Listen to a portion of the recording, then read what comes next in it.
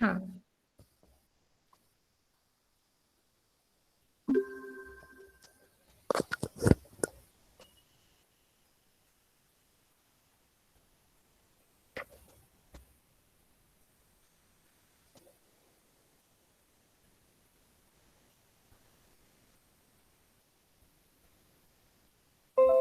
Okay, आता दिसतंय screen? हा, दिसते ना सगळ्यांना? मॅडम. हा, हो तर मॅडम. बघा आपल्याकडे पहिला लिनियरली इंडिपेंडंट वेक्टर होता A1 vector, A2 vector, AM vector, आणि आपण त्याचा सबसेट कन्सिडर केला A1 A2 AL वेक्टर. आता हा सबसेट हा आपल्याला लिनियरली इंडिपेंडंट दाखवायचा आहे, शो करायचा आहे. पण आता आपण आधी काय कन्सिडर करणार की तो लिनियर, आपण कॉन्ट्राडिक्शननी जाऊयात. मग तो आधी आपण कन्सिडर केला की A1 A2 AL हा वेक्टर काय लिनियरली डिपेंडंट वेक्टर आहे. Then there exists a scalar, simple linear dependent vector ची definition. Then there exist scalars lambda1, lambda2, lambda L, not all lambda I is 0 such that summation of lambda I AI vector is equal to 0 vector. Definition. त्याच्यानंतर now taking lambda L plus 1 is equal to lambda L plus 2 is equal to lambda M is equal to 0. म्हणजे काय केलं आपण त्याचं superset consider केला, आणि तो काय सुपरसेट कन्सिडर करून त्याचे स्केलर क्वांटिटीज ह्या काय 0 आहेत. And from equation 1 we have, हे जर आपण इक्वेशन मध्ये पुट केलं तर आपल्याला काय मिळणार आहे, summation of lambda i a i vector is equal to 0 vector, where not all lambda i's are 0. तिथे काय सगळे लॅम्बडा आयज हे 0 नाही आहेत, कारण बरोबर ना, कारण की आपण फक्त कोणते कन्सिडर केलेत, एलच्या पुढचे हे 0 आहेत असं कन्सिडर केलं आपण, ते पुट केलं त्याच्यामध्ये. तरी आपली कंडिशन काय आहे की ऍटलिस्ट 2 लॅम्बडा आयज हे काय पाहिजेत, नॉन 0 पाहिजेत. म्हणजे इथे कॉन्ट्राडिक्टरी पार्ट आहे हा, म्हणजे इथे ती कंडिशन सॅटिस्फाय होत नाही. त्यामुळे आपण काय म्हणणार आहे की जो आपण डिपेंडंट कन्सिडर केला होता A1 A2 AL हा लिनियरली डिपेंडंट नाहीये. म्हणजे तो काय, तो लिनियरली डिपेंडंट नाही म्हणजे तो काय लिनियरली इंडिपेंडंट आहे. आणि का तर हा आधीच्या थेरम वरून आपण प्रूव्ह केला. आणि सुपरसेट हा काय येतोय, सुपरसेट घेतला तर तो लिनियरली डिपेंडंट यायला पाहिजे, बरोबर ना. पण इथे हा लिनियरली डिपेंडंट येत नाहीये, म्हणजे ही कंडिशन इथे सॅटिस्फाय होत नाही, म्हणून तो काय लिनियरली इंडिपेंडंट आहे. आधीच्या थेरमचा रेफरन्स घेतला की त्याचा सुपरसेट घेतला, तो लिनियरली डिपेंडंट आहे असं कन्सिडर केलं, त्याचा सुपरसेट घेतला, पण सुपरसेट हा लिनियरली डिपेंडंट यायला पाहिजे, पण तो लिनियरली डिपेंडंट येत नाहीये. त्यामुळे तो काय लिनियरली, आपण जो कन्सिडर केलाय तो काय linearly independent set of vector आहे.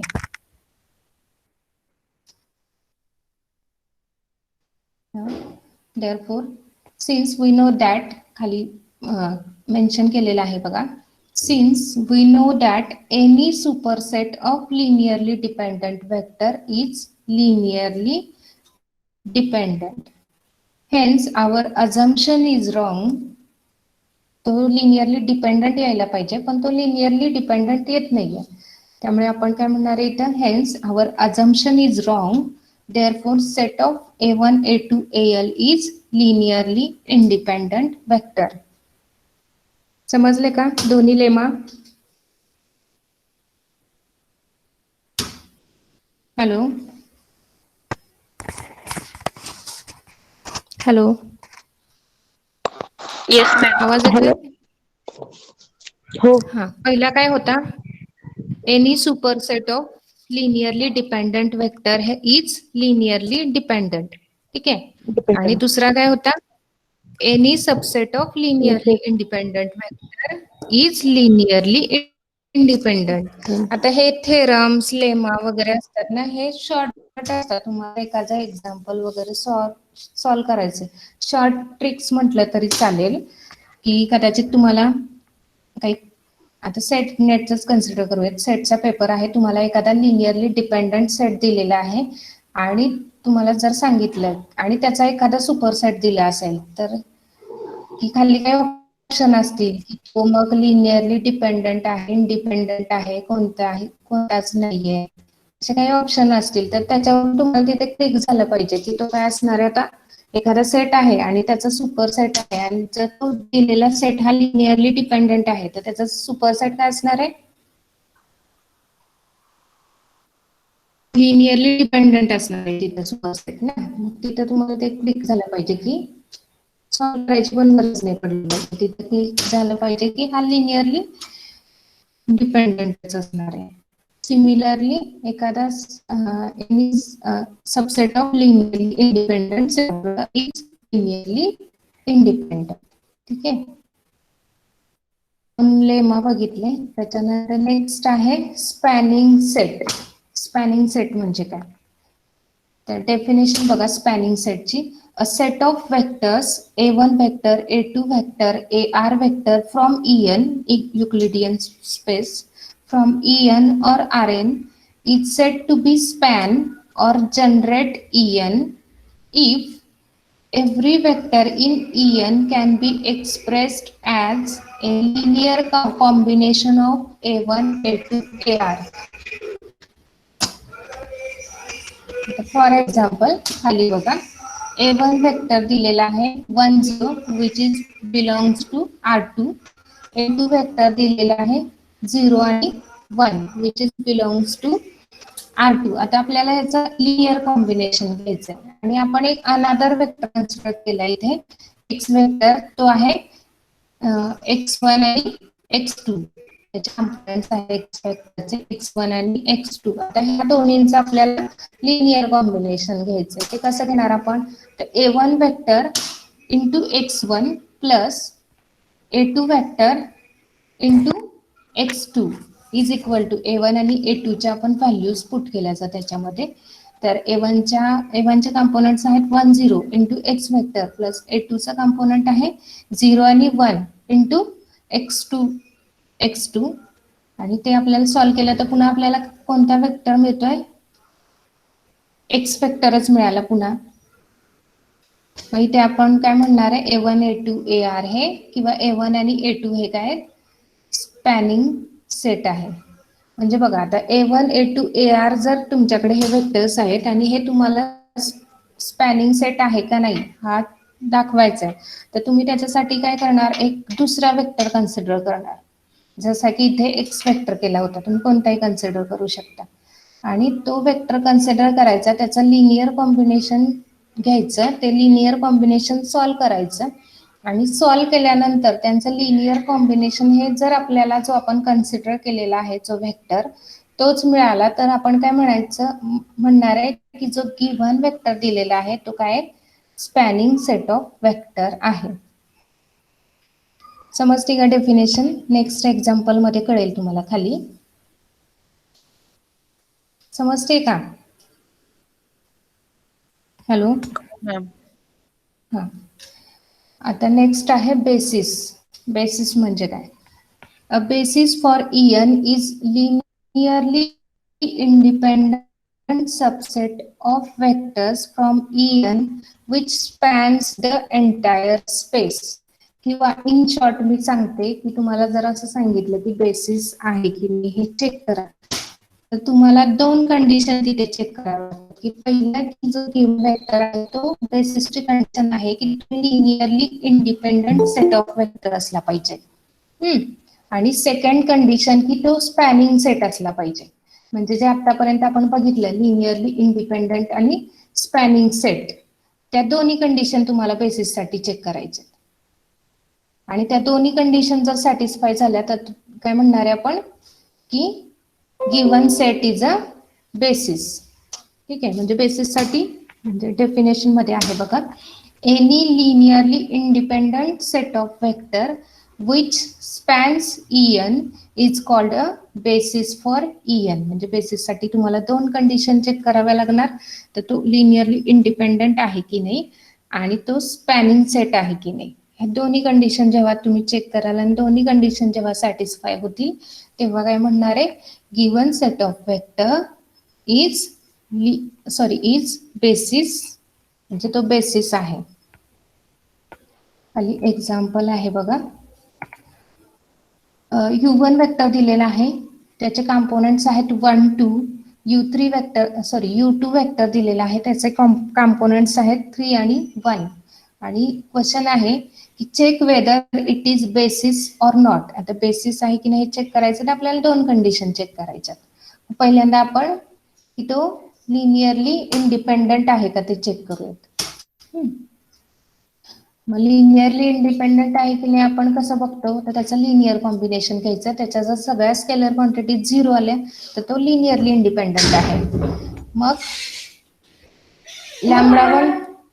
λ1 into U1 vector plus linear combination आपण त्याचं घेतलं. λ1 into U1 vector plus λ2 into U2 vector is equal to 0 vector.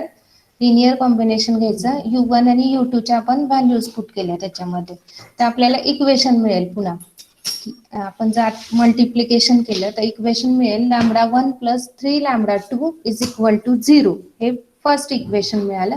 आणि second equation 2λ1 plus λ2 is equal to 0 second equation मिळालं. आता हे इक्वेशन आपण काय करतो, सायमल्टेनियसली सॉल्व्ह करतो. इक्वेशन सायमल्टेनियसली सॉल्व्ह करण्यासाठी मी काय केलं, सेकंड इक्वेशनला 3 ने मल्टिप्लाय करायचं. मग 3 ने मल्टिप्लाय केल्यानंतर आपल्याला काय मिळेल equation, 6λ1 plus 3λ2 is equal to 0. आणि मग जे पहिलं इक्वेशन आहे आणि तिसरं इक्वेशन आहे हे आपण सायमल्टेनियसली सॉल्व्ह केले. तर इथे काय होणार, सायमल्टेनियसली सॉल्व्ह केल्यानंतर 3λ2 कॅन्सल्ड होणार. आणि 5λ1 minus λ1 that is the 6λ1 minus λ1 is equal to 5λ1 which is equal to 0, which implies 5λ1 is equal to 0 असेल तर ऑब्विसली की λ1 is equal to 0 आपल्याला मिळणार. मग ही λ1 is equal to 0 व्हॅल्यू आपण इक्वेशन 1 मध्ये पुट केली तर आपल्याला काय मिळेल तिथे 3λ2 is equal to 0 which implies λ2 is equal to 0. म्हणजे इथे आपल्याला आपण दोन स्केलर क्वांटिटीज कन्सिडर केल्या होत्या आणि त्या दोन्ही स्केलर क्वांटिटीज आपल्याला काय मिळाल्या, 0 मिळाल्या. म्हणजे इथे पहिली कंडिशन सॅटिस्फाय झाली की तो काय linearly independent set of vector. आवाज येतोय ना? हॅलो. Yes madam. हा, म्हणजे पहिली कंडिशन आपण चेक केली बरोबर बेसिस साठी. आता आपल्याला काय करायची, दुसरी कंडिशन चेक करायची. दुसरी कंडिशन कोणती,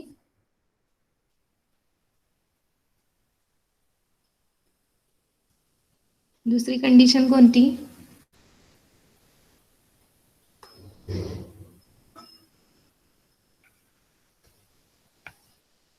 तो स्पॅनिंग सेट आहे की नाही हे चेक करायचं.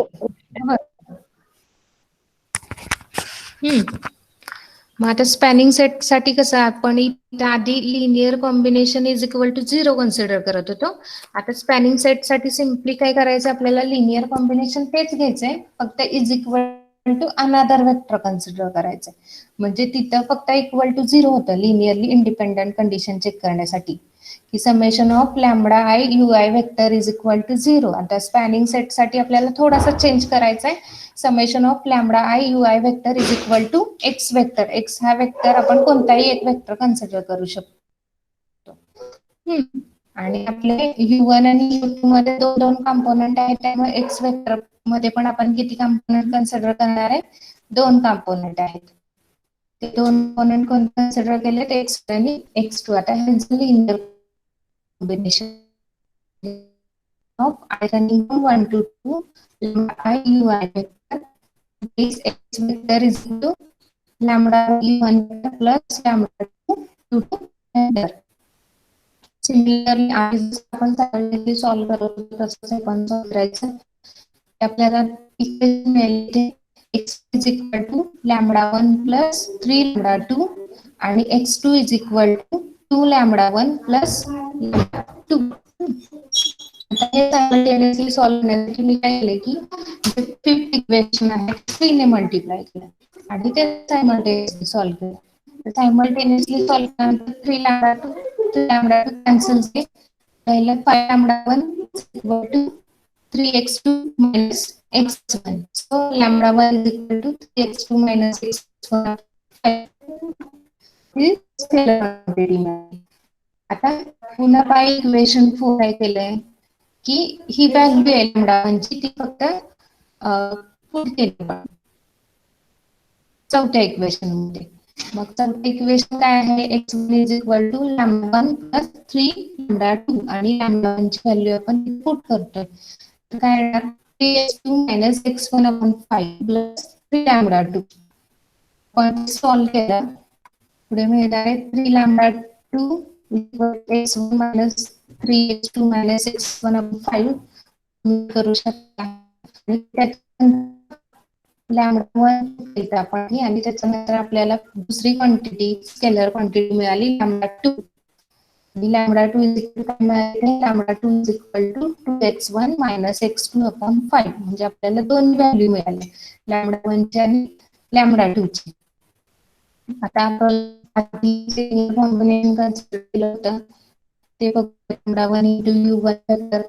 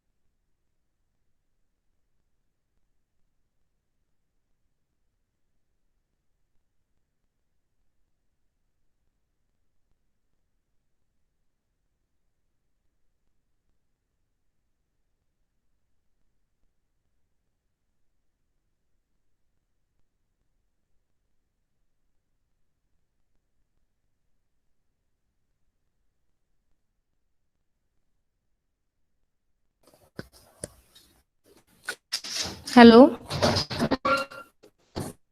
Hello yes ma'am. Yes madam. नव्हता माझा हो. नाही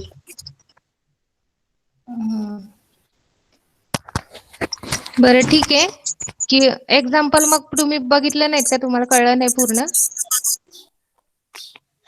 कळालं. समजलं ना?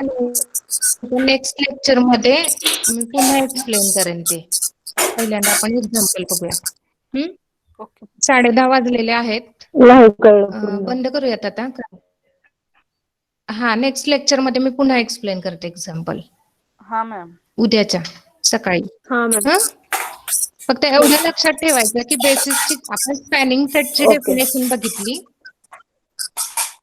आणि बेसिसची कंडिशन चेक करताना आपल्याला तो लिनियरली इंडिपेंडंट आहे हे पण चेक करायचंय आणि तो स्पॅनिंग सेट आहे हे पण चेक करायचे. जेव्हा दोन्ही कंडिशन सॅटिस्फाय होती तेव्हाच आपण म्हणणार की गिव्हन सेट हा बेसिस आहे. ठीक आहे. मग उद्याच्या लेक्चरला कंटिन्यू करेन ते एक्झाम्पल पुन्हा एकदा.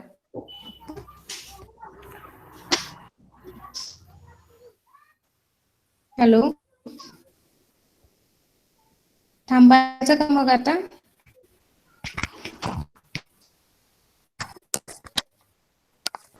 हॅलो, मॅम पुढचं लेक्चर होणार नाहीये का? नाही, घोरपडे सरांचं लेक्चर होणार नाहीये, त्यामुळे ते मी 10:30 पर्यंत एक्सटेंड केलंय लेक्चर. मॅम कॉलेज कधी चालू होईल? मग कॉलेज नाही तसं अजून कन्फर्म नाही सांगितलेलं. आता तरी सध्या सेकंड इयर सुरू केलंय, करायचंय म्हणजे 1 तारखेपासून. म्हणजे आणि फायनल जे इयरचे आमच्या क्लासेस सुरू होणार आहेत. हा, बोला.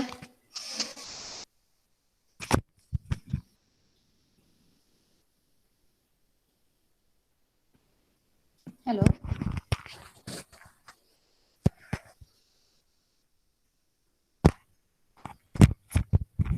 हॅलो, कोणाला काही क्वेश्चन आहेत का?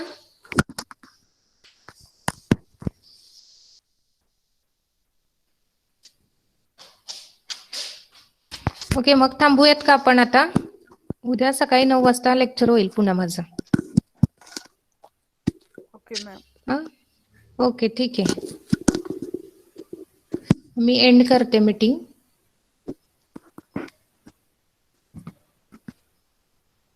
मॅम.